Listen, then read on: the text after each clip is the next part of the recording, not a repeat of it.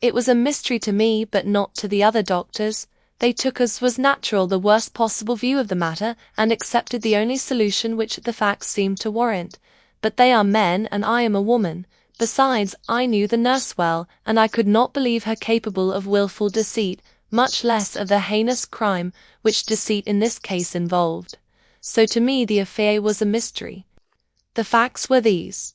My patient, a young typewriter, seemingly without friends or enemies, lay in a small room of a boarding house, afflicted with a painful but not dangerous malady. Though she was comparatively helpless, her vital organs were strong, and we never had a moment's uneasiness concerning her, till one morning, when we found her in an almost dying condition, from having taken, as we quickly discovered, a dose of poison, instead of the soothing mixture which had been left for her with the nurse. Poison! And no one, not even herself or the nurse, could explain how the same got into her room, much less into her medicine. And when I came to study the situation, I found myself as much at a loss as they, owing to the fact that there neither was nor ever had been a drop of it in my possession.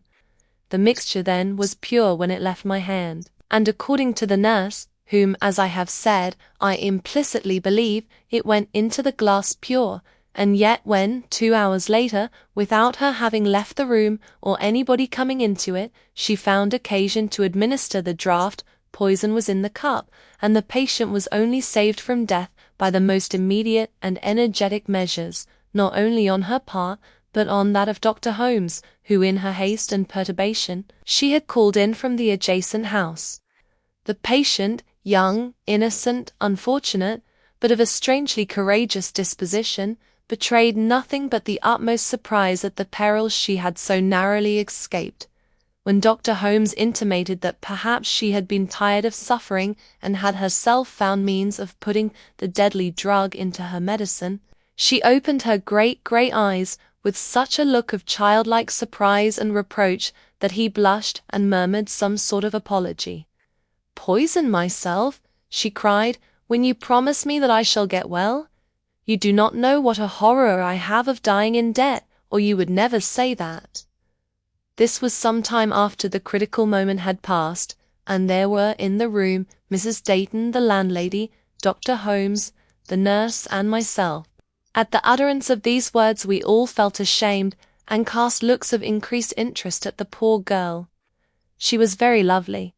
Though without means, and to all appearance without friends, she possessed in great degree the charm of winsomeness, and not even her many sufferings, nor the indignation under which she was then laboring, could quite rob her countenance of that tender and confiding expression which so often redeems the plainest face, and makes beauty doubly attractive.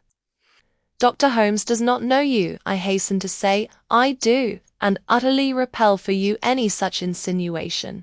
In return, will you tell me if there is anyone in the world whom you can call your enemy? Though the chief mystery is how so deadly and unusual a poison could have gotten into a clean glass, without the knowledge of yourself or the nurse. Still, it might not be amiss to know if there is anyone, here or elsewhere, who for any reason might desire your death." The surprise in the childlike eyes increased rather than diminished. "I don't know what to say," she murmured. "I am so insignificant and feeble a person that it seems absurd for me to talk of having an enemy. Besides, I have none. On the contrary, everyone seems to love me more than I deserve. Haven't you noticed it, Mrs. Dayton?"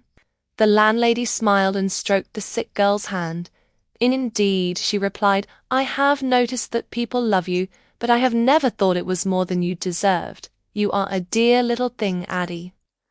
And though she knew, and I knew, that the everyone mentioned by the poor girl meant ourselves, and possibly her unknown employer, we were none the less touched by her words. The more we studied the mystery, the deeper and less explainable did it become. And indeed I doubt if we should ever have got to the bottom of it if there had not presently occurred in my patient a repetition of the same dangerous symptoms, followed by the same discovery of poison in the glass, and the same failure on the part of herself and nurse to account for it. I was aroused from my bed at midnight to attend her, and as I entered her room, and met her beseeching eyes looking upon me from the very shadow of death, I made a vow that I would never cease my efforts until I had penetrated the secret of what certainly looked like a persistent attempt upon this poor girl's life. I went about the matter deliberately. As soon as I could leave her side, I drew the nurse into a corner and again questioned her. The answers were the same as before. Addie had shown distress as soon as she had swallowed her usual quantity of medicine, and in a few minutes more was in a perilous condition. "Did you hand the glass yourself to Addie?" "I did." "Where did you take it from?" "From the place where you left it, the little stand on the farther side of the bed." "And do you mean to say that you had not touched it since I prepared it?" "I do, ma'am." "And that no one else has been in the room?" "No one, ma'am." I looked at her intently. I trusted her, but the best of us are but mortal. "Can you assure me that you have not been asleep during this time?" "Look at this letter I have been writing," she returned. "It is 8 pages long, and it was not begun when you left us at 10 o'clock. I shook my head and fell into a deep reverie. How was that matter to be elucidated, and how was my patient to be saved? Another draught of this deadly poison, and no power on earth could resuscitate her. What should I do, and with what weapons should I combat a danger at once so subtle and so deadly? Reflection brought no decision, and I left the room at last, determined upon but one point, and that was the immediate removal of my patient. But before I had left the house I changed my mind even on this point.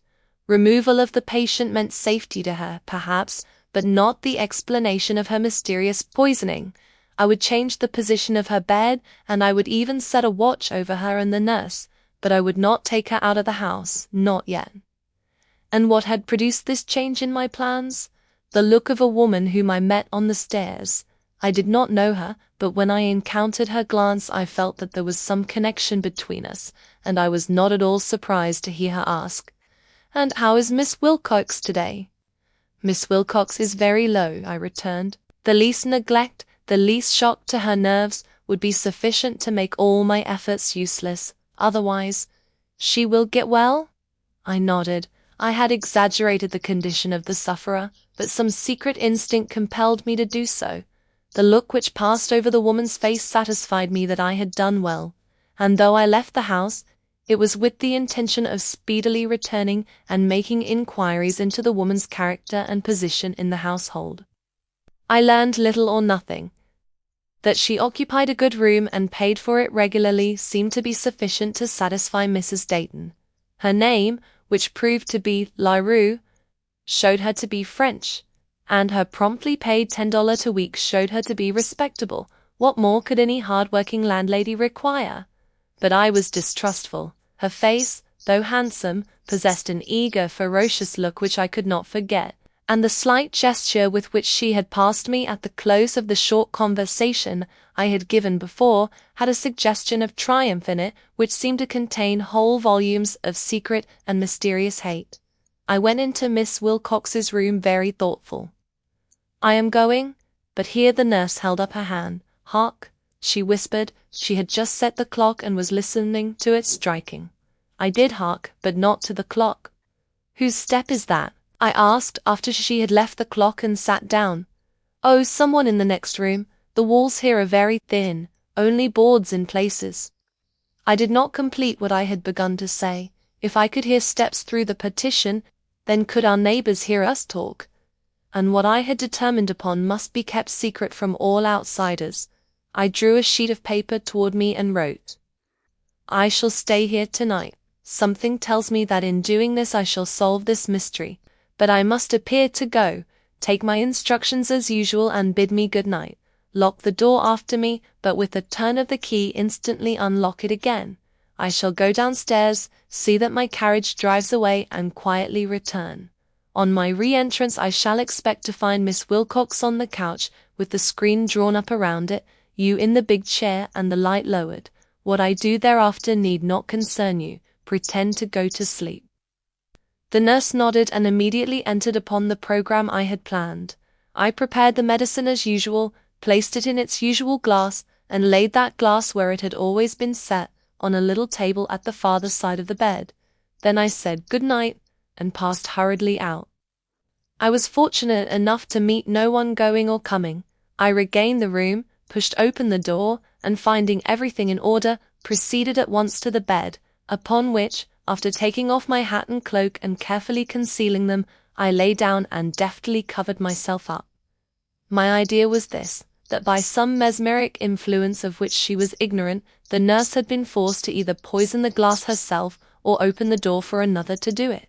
If this were so, she or the other person would be obliged to pass around the foot of the bed in order to reach the glass, and I should be sure to see it, for I did not pretend to sleep. By the low light enough could be discerned for safe movement about the room, and not enough to make apparent the change which had been made in the occupant of the bed. I waited with indescribable anxiety, and more than once fancied I heard steps, if not a feverish breathing, close to my bed head. But no one appeared, and the nurse in her big chair did not move. At last I grew weary, and fearful of losing control over my eyelids, I fixed my gaze upon the glass, as if in so doing I could find a talisman to keep me awake, when, great God, what was it I saw? A hand, a creeping hand coming from nowhere and joined to nothing, closing about that glass and drawing it slowly away, till it disappeared entirely from before my eyes. I gasped. I could not help it, but I did not stir, for now I knew I was asleep and dreaming. But no, I pinch myself under the clothes and find that I am very wide awake indeed, and then, look, the glass is returning. The hand, a woman's hand, is slowly setting it back in its place, and, with a bound, I have that hand in my grasp. It is a living hand, and it is very warm and strong and fierce, and the glass has fallen and lies shattered between us, and a double cry is heard, one from behind the partition, through an opening in which this hand had been thrust, and one from the nurse, who has jumped to her feet and is even now assisting me in holding the struggling member, upon which I have managed to scratch a telltale mark with a piece of the fallen glass. At sight of the iron-like grip which this latter lays upon the intruding member, I at once release my own grasp.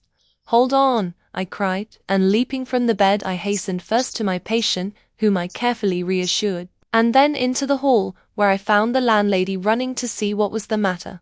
"I have found the wretch," I cried, and drawing her after me, hurried about to the other side of the partition, where I found a closet, and in it the woman I had met on the stairs, but glaring now like a tiger in her rage, menace, and fear. That woman was my humble little patient's bitter but unknown enemy, enamored of a man who, unwisely perhaps, had expressed in her hearing his admiration for the pretty typewriter. She had conceived the idea that he intended to marry the latter, and vowing vengeance, had taken up her abode in the same house with the innocent girl, where, had it not been for the fortunate circumstance of my meeting her on the stairs, she would certainly have carried out her scheme of vile and secret murder. The poison she had bought in another city, and the hole in the partition she had herself cut.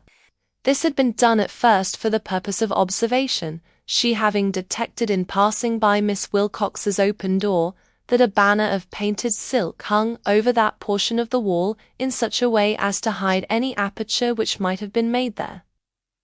Afterward, when Miss Wilcox fell sick, and she discovered by short glimpses through her loophole that the glass of medicine was placed on a table just under this banner, she could not resist the temptation to enlarge the hole to a size sufficient to admit the pushing aside of the banner and the reaching through of her murderous hand.